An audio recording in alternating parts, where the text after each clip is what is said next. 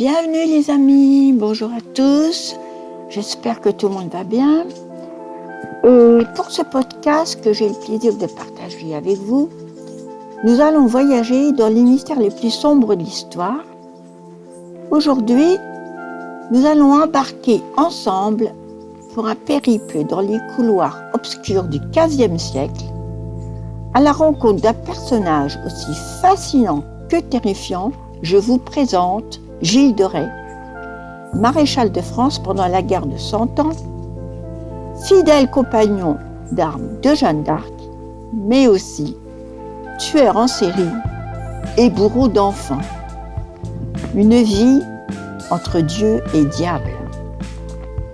Gilles de Rais est né au château de Chantaussé en 1405. L'histoire ne précise pas plus le jour ou le mois. Il est né dans une famille noble, influente de Bretagne. Son père était un puissant seigneur et sa mère appartenait également à une lignée prestigieuse. Orphelin à l'âge de 11 ans, il hérite par contre d'un immense patrimoine, ce qui fait de lui l'un des plus jeunes et plus riches seigneurs de France. Orphelin, il passe donc sous la tutelle de son grand-père, qui lui aussi est propriétaire d'une des plus importantes fortunes de son temps. Son éducation est celle d'un noble de l'époque, entraînement militaire, apprentissage de la courtoisie et gestion des terres, mais aussi la lecture d'œuvres classiques et quelques ouvrages de magie et de sorcellerie.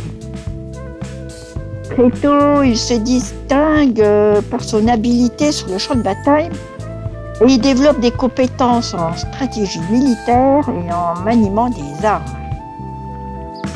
En 1427, il est âgé de 22 ans, il rejoint les armées du roi Charles VII et son destin, ainsi que celui de la France, va être bouleversé lors de sa rencontre avec Jeanne d'Arc, lorsque celle-ci se présente devant le roi au château de Chinon le 3 février 1429. C'est aux côtés de Jeanne d'Arc qu'il se forge une réputation de redoutable combattant. Il participe activement à la levée du siège d'Orléans en 1429, qui est un moment bien sûr décisif de la guerre de Cent Ans, mais aussi au sacre du roi à Reims en juillet de la même année. Petite précision, la guerre de Cent Ans a duré un peu plus de 100 ans, puisqu'elle a commencé en 1337 et s'est terminée en 1453, donc elle a duré 117 ans. La guerre de Cent Ans est un conflit opposant le royaume de France et le royaume d'Angleterre. Et malgré son nom, cette guerre ne fut pas continue, mais marquée par une série de batailles, de trêves et de soulèvements populaires. L'origine de cette guerre remonte à un problème de succession, car en 1328, le roi de France, Charles IV, meurt sans héritier direct. Il reste donc deux prétendants qui se disputent le trône.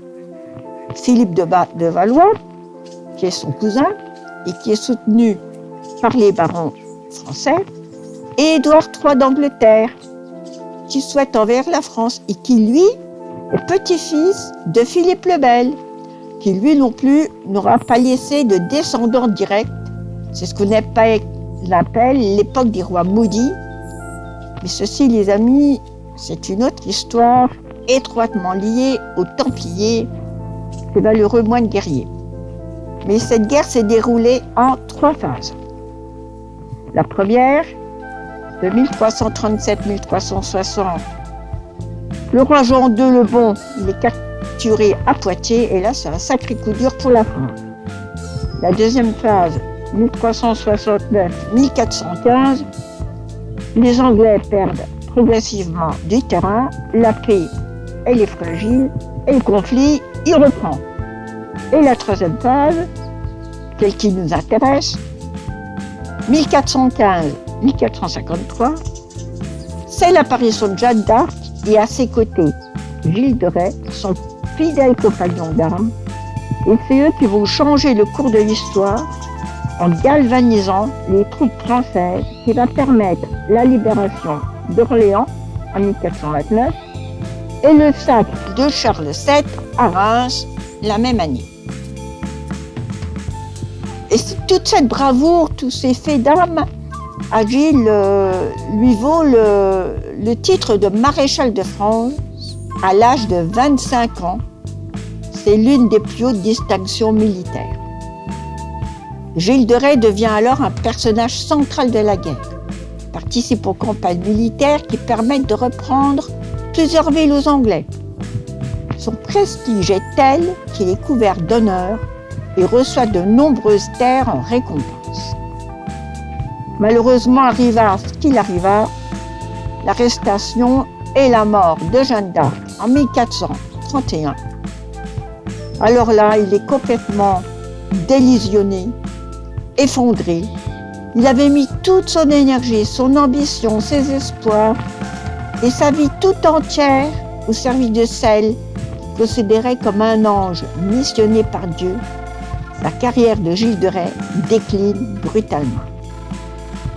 L'exécution de Jeanne d'Arc ôte à Gilles de Rais toute raison d'être et remet en cause sa foi en Dieu, au roi et en la justice. Tous ses repères disparaissent. Chevalier sans cause, il a nouveau orphelin suite au décès de son grand-père. Il est malgré tout à la tête d'un héritage colossal qu'on pourrait actuellement calculé à la hauteur de 1,5 milliard d'euros. Il manque de rien. Là. Avec ça, il se retire dans ses terres de Marchecoul et de Tiffauges, en Bretagne, où il mène un train de vie extravagant.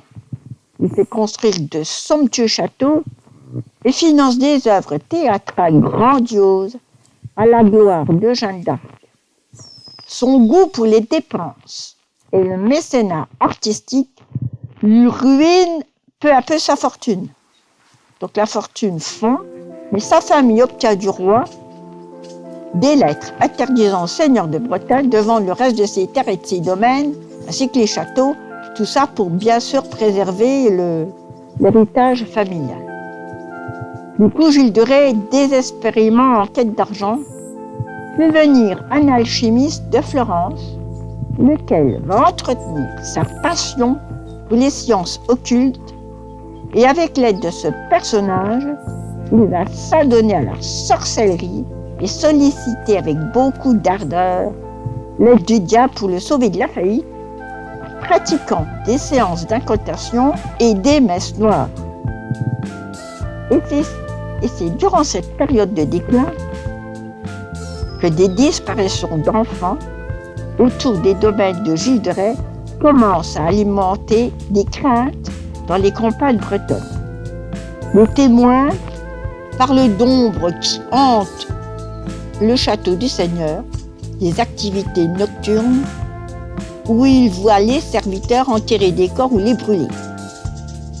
Malgré les rumeurs, les témoignages et l'enquête secrète diligentée par la justice ecclésiastique, où les enquêteurs mettent à jour des fosses remplies d'ossements et de corps atrocement mutilés, des corps d'enfants. Personne n'ose malgré tout s'en prendre directement au seigneur de Bretagne, qui n'inspire que peur et crainte. Connu pour sa violence et son tempérament brutal et son mépris des règles, Gilles de Rais s'en prend aussi violemment à un prêtre qu'il enlève après avoir forcé les portes de l'église et profané ce lieu sacré sous les yeux horrifiés des témoins. Du coup, cet événement donne à l'occasion de Jean de Malestroit, évêque de Nantes, d'informer officiellement le duc de Bretagne, qui ordonnera l'arrestation de Gilles de Rais en septembre 1440. Les hommes du duc envahissent et fouillent tous les domaines et les châteaux et arrêtent ses serviteurs qui finissent par avouer leur complicité dans toutes ces atrocités, livrant des détails horribles sur les meurtres et les tortures décrivant des actes d'une barbarie inimaginable sur ces pauvres enfants. Devant la cour, il avoue ses méfaits sous la pression du juge et des témoins. Les détails qui émergent lors de ces audiences sont glaçants. On parle de plusieurs centaines d'enfants disparus, de rituels sordides et de pratiques occultes destinées à invoquer le diable. Le 26 octobre 1440, Gilles de Rais est condamné à mort pour hérésie, sodomie et meurtre. Il est exécuté par pendaison et brûlé le jour même à Nantes devant une foule nombreuse. Mais malgré les horreurs qui lui sont attribuées, les preuves et les témoignages ainsi que les détails qu'il a donnés lors de son procès, certains historiens modernes s'interrogent sur l'authenticité des accusations. Était-il réellement coupable de tous les crimes et les meurtres pour lesquels il a été condamné, ou alors était-il victime de machinations politiques? Et lui, son immense richesse et son pouvoir avaient attiré bien des jalousies. Aujourd'hui encore, le mystère reste entier. Chacun pourra y faire son idée ou son opinion. Voilà donc l'histoire de la vie controversée de Gilles de Rais, glorieux chevalier de la guerre de 100 ans, tueur en série, pédophile et tortionnaire. Gilles de Rais est une figure historique française à la fois fascinante et terrifiante. Seigneur de Bretagne, compagnon d'armes de Jeanne d'Arc, maréchal de France, son nom est tristement célèbre pour les atrocités qu'il aurait commises et son existence aussi entre gloire militaire et horreur, entre héroïsme et barbarie, entre Dieu et diable. Voilà les amis, j'espère que vous aurez pris autant d'intérêt que moi, que j'ai eu à vous faire partager cette histoire sombre de l'histoire. Je vous donne rendez-vous prochainement pour de nouvelles aventures.